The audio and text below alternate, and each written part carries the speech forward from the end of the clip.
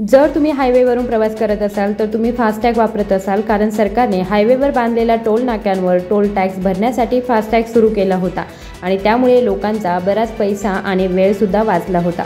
तुम्हीही रोज फास्टॅग वापरत असाल तर जाणून घ्या, 31 मार्च नंतर या लोकांचा फास्टॅग बंद होईल आणि त्यांना दुप्पट टोल टॅक्स द्यावा लागेल। याचे कारण काय आहे हे आपण जाणून घेणार आहोत सविस्तर।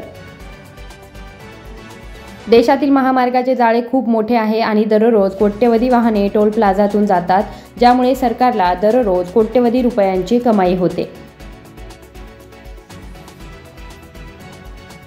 नॅशनल हायवे ऑथॉरिटी ऑफ इंडियाने सांगितले की खात्यात निधी असूनही अपूर्ण KYC असलेले फास्टॅग 31 जानेवारीनंतर निष्क्रिय केले जातील। याचा अर्थ जर तुम्ही तुमच्या फास्टॅगचे KYC पूर्ण केले नसेल तर ते लवकरच पूर्ण करा। हे करा, अन्यथा तुम्हाला भविष्यात टोल प्लाझावर प्रवास करताना समस्यांना सामोरे जावे लागू शकते। जे 31 मार्चपर्यंत त्यांच्या फास्टॅगचे KYC पूर्ण करणार नाहीत त्यांना फास्टॅग बंद केला जाईल किंवा काळ्या यादीत टाकला जाईल आणि त्यानंतर त्यांना टोल प्लाझावर दुप्पट टोल टॅक्स भरावा लागेल।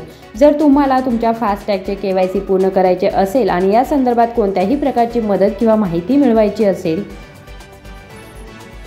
तर वापरकर्ते त्यांच्या जवळच्या टोल प्लाझा किंवा संबंधित जारी करणाऱ्या बँकांच्या टोल फ्री ग्राहक सेवा क्रमांकावर संपर्क साधू शकतात। RBIच्या आदेशाचे उल्लंघन करून एका वाहनासाठी अनेक फास्टॅग जारी केल्याच्या आणि KYC शिवाय फास्टॅग जारी केल्याच्या अलीकडील अहवालानंतर NHAIने हे पाऊल उचलले आहे। देशभरातील 8 कोटीहून अधिक चालक फास्टॅग वापरत आहेत, जे एकूण वाहनांच्या सुमारे 98% आहे।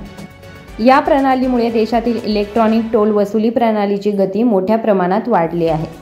असेच नवनवीन अपडेट्स जाणून घेण्यासाठी चॅनलला आत्ताच सबस्क्राईब करा। धन्यवाद।